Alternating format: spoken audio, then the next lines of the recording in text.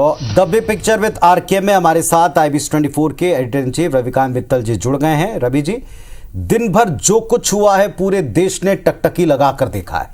सुबह के बाद एक वीडियो आ गया स्वाति मालीवाल प्रकरण, और उनका नाम इन दिनों सारे देश में चर्चा में है। सीएम हाउस के भीतर का वीडियो बताया गया, फिर मेडिकल FIR, पुलिस टीम का रिक्रिएशन के लिए ले जाने वाला वीडियो या फुटेज, और अब आतिशी जी का बयान। इस प्रकरण के बहुत से हिस्से जो हैरान करते हैं। भर चुनाव में इसका इंपैक्ट क्या होगा, कैसे देखते हैं? क्या इसकी टाइमिंग के पीछे भी कोई गणित है?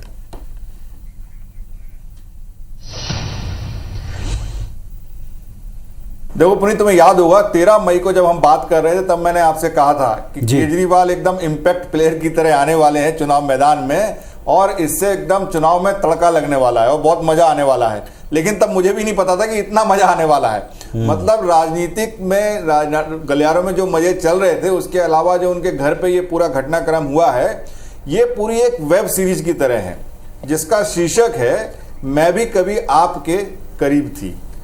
आप में अब दर्शक जो हैं वो या तो आप पार्टी को समझ लें या केजरीवाल समझ लें, दोनों फिट हो रहे हैं। और ये पूरा वेब सीरीज की तरह चल रहा है 13 मई से। और अभी जो लेटेस्ट एपिसोड आज रिलीज हुआ, जिसमें कि पार्टी की एक वरिष्ठ नेता और स्पोक्स पर्सन ने सारा आरोप जो है वो स्वाति मालीवाल के सिर पर मढ़ दिया, और पूरा साजिश के पीछे उन्होंने भारतीय जनता पार्टी को जिम्मेदार ठहरा दिया कि ये सब सारा उनका किया धरा है।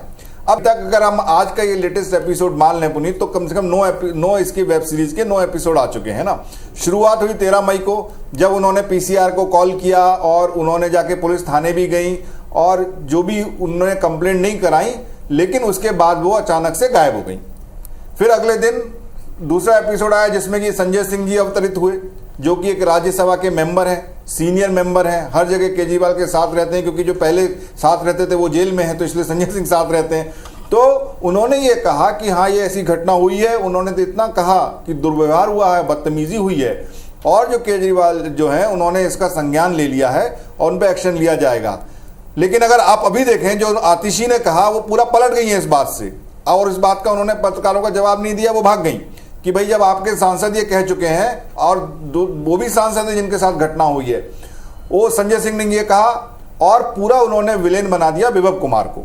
तीसरे दिन देखते हैं कि लखनऊ में वही जो विलेन है वो केजरीवाल और संजय सिंह के साथ लखनऊ में प्रकट हो जाते हैं। और देखा होगा कि जब पत्रकारों ने पूछा स्वाति मालीवाल के बारे में, तो कैसे हाव भाव, चेहरे मोहरे से रंग उड़ गया था केजरीवाल का, उन्होंने कोई जवाब नहीं दिया। और जो अखिलेश थे उन्होंने कह दिया कि उससे बड़े मुद्दे हैं। तो मुझे लगता है कि यही जो दर्द है वो स्वाति मालीवाल को हुआ होगा कि भाई मेरे साथ बात हुई, मेरे साथ इतनी घटना हो गई और इनको मुद्दा मेरा कोई लगता नहीं है तो बताते। तो उन्होंने दिल्ली पुलिस जब उनके घर पहुंची, 4 घंटे में उन्होंने अपना पूरा स्टेटमेंट लिखाया। ये अगला एपिसोड था। इतना ही नहीं, उसके बाद अगले दिन उनको एम्स में जाते हुए देखा हमने। उन्होंने एम्स में जाके अपना पूरा मेडिकल कराया, FIR हुई, उसके बाद उन्होंने ट्वीट किया कि जो मेरे साथ हुआ बहुत बुरा हुआ, हमने ये पूरा उन्होंने ट्वीट किया। और इतना ही नहीं, फिर हमने अगले एपिसोड में देखा कि वो कोर्ट गई और धारा 164 के अंदर उन्होंने अपना बयान दर्ज करा दिया। और आज शाम होते होते हमने देखा कि एक वीडियो रिलीज किया गया। उस वीडियो में वो सुरक्षा कर्मियों से बहस करती हुई दिख रही हैं, और शायद विभव भी उस रूम में है, क्योंकि वो वीडियो बहुत क्लियर नहीं है। उस वीडियो से कुछ भी निष्कर्ष नहीं निकाला जा सकता कि आखिर उस घर में उस दिन उस कमरे में क्या हुआ। लेकिन उस वीडियो को बेस बनाते हुए जो लेटेस्ट एपिसोड था, उसमें आतिशी ने अपने ही सीनियर मेंबर संजय सिंह की सारी बातों को छुटला दिया, और उस वीडियो को बेस बना के उन्होंने स्वाति मालीवाल पर ही सारा पूरा दोष मढ़ दिया। अब पुनीत, उनकी राज्यसभा सदस्य उन पिछले 15 सालों से स्वाति मालीवाल केजरीवाल के साथ काम कर रही हैं। उनके NGO, जो कबीर नाम का NGO था, उनके साथ जुड़े हुए थे। ऐसे विभव भी उनके साथ जुड़े हुए हैं। विभव ने पत्रकारिता का कोर्स किया हुआ है, बिहार के हैं, और जब पत्रकारिता कोर्स कर रहे थे तब से वो केजरीवाल के साथ जुड़े हुए हैं। तो ये इतने पुराने लोग हैं। ऐसा उस दिन क्या हुआ जो कि इतनी बड़ी घटना हुई? और जब तक ये घटनाक्रम चल ही रहा है पुनीत, दूसरी तरफ कोर्ट से एक खबर आती है कि पहली बार इस देश में किसी राष्ट्रीय पॉलिटिकल पार्टी को, राजनीतिक पार्टी को एक एक्यूज बनाया गया है। तो एक चार्जशीट दायर की है ईडी ने, जिसमें केजरीवाल और आम आदमी पार्टी को एक्यूज बनाया गया है जो पूरा लिकर स्कैम जो हुआ है, जो घोटाला हुआ है। और इसका असर क्या होगा, एक तो पहली बार ऐसा हुआ है देश में कि अब ईडी इलेक्शन कमीशन को लिख सकती है कि आप इस पार्टी को डिरजिस्टर कर दीजिए, ये एक्यूज्ड है, इसका सिंबल और सारी प्रॉपर्टी जो भी आपके नाम पर है उसको अटैच कर सकती है, क्योंकि उनका मानना है कि ये जो प्रोसीड ऑफ घोटाला जितना भी जो है वो प्रोसीड ऑफ स्कैम है वो उन्होंने इस पर खर्च किया है। तो ये जो पूरा घटनाक्रम चल रहा है उसमें, और जिस तरीके से अरविंद केजरीवाल उस पर एक शब्द नहीं बोले, किस तरीके का ये आचरण है एक पॉलिटिकल पार्टी का।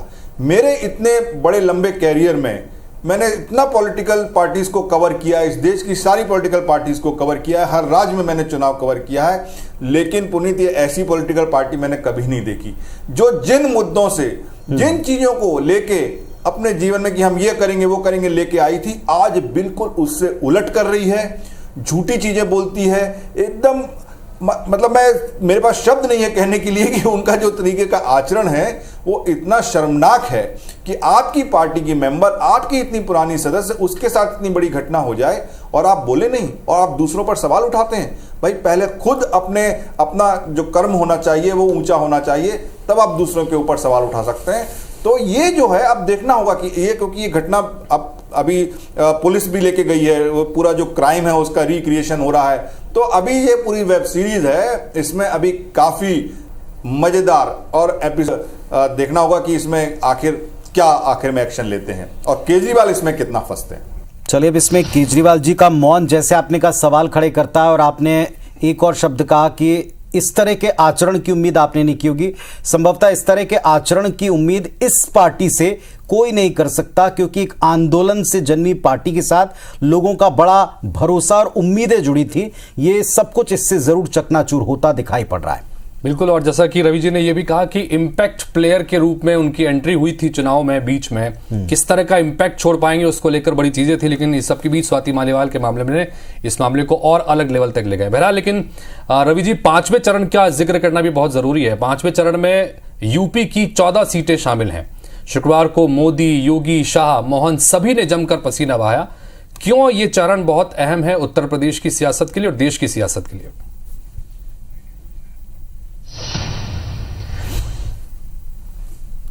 देखिए, कल जो है 5वें चरण का जो चुनाव उसके लिए खत्म हो जाएगा प्रचार, और आज यूपी में, चूंकि जो यूपी की आने वाली सीटें हैं उसमें वो 2 महत्वपूर्ण सीटें हैं, रायबरेली है, अमेठी है, अयोध्या है जहां पर राम मंदिर बना, लखनऊ है। तो आज पूरी कांग्रेस की पूरी फौज अखिलेश के साथ रायबरेली और अमेठी में मौजूद थी, और वहीं दूसरी तरफ अमित शाह भी थे, मोदी भी थे और राजनाथ सिंह भी थे। तो आज एक पूरा जमावड़ा था बड़े नेताओं का, और ये होना भी है क्योंकि जो 14 सीटें हैं बहुत महत्वपूर्ण है। लेकिन इसमें पिछली बार, बल्कि ये 14 सीट छोड़ दीजिए, जो अगले 49 सीटों का चुनाव है उसमें केवल एक कांग्रेस के पास थी, रायबरेली, जिसमें अब राहुल गांधी को वो विरासत में सीट दे दी गई है। सोनिया गांधी ने कहा भी कि मैंने अपनी ये सीट अपने बेटे को सौंप दी है। तो ये जो उनका पारिवारिक और विरासत चली आ रही है उस पर चुनाव है, तो बड़ा इंटरेस्टिंग है। लेकिन पुनीत, जो मैं ऑब्जर्व कर रहा हूं पिछले जो इस चरण में, कि अब लगता है कि बीजेपी और जो नेता हैं वो, उनकी बॉडी लैंग्वेज थोड़ा सा चेंज हुआ है, वो थोड़े से रिलैक्स नजर आ रहे हैं। आज और कल जितनी भी रैली हुई उसमें कोई ऐसे बयान प्रधानमंत्री जी की तरफ से भी नहीं आए या अमित शाह की तरफ से नहीं आए जो कि बात करते हो पोलराइजेशन की या हिंदू मुस्लिम को बहुत बड़े स्तर पर बात करते हो। और इतने दिनों में इतने इंटरव्यू मोदी जी ने दे चुके हैं, उसमें हर सवाल का वो जवाब दे चुके हैं। तो अब ऐसा लग रहा है कि अब बीजेपी को ये लग रहा है कि जो शुरुआती जो नर्वसनेस थी वो अब खत्म हो गई है, और अब उनको लगता है कि उनके पास एक कंफर्टेबल मेजोरिटी आ सकती है। और इस बार केवल 49 सीटें हैं जिसमें कि ज्यादातर बीजेपी के पास थी, लेकिन जो राज्य हैं वो काफी इंपॉर्टेंट है। तो अब ऐसा लगता है कि उनको लग नहीं रहा कि अब हमारे इस के बाद कोई बड़ा बदलाव आने वाला होगा रिजल्ट में। बिल्कुल, आपने ठीक कहा। और 5 चरणों के बाद में, जैसे हमने देखा 4 चरणों के बाद में एक एवरेज निकाला जा रहा, तो संभवतः 5 चरणों के बाद में और स्थिति अगले 2 चरणों को लेकर क्या एक पक्ष और कॉन्फिडेंट होता है ये भी देखना होगा। बहुत बहुत शुक्रिया आज की बिग पिक्चर पर इस डिस्कशन के लिए आपका, रवि सर।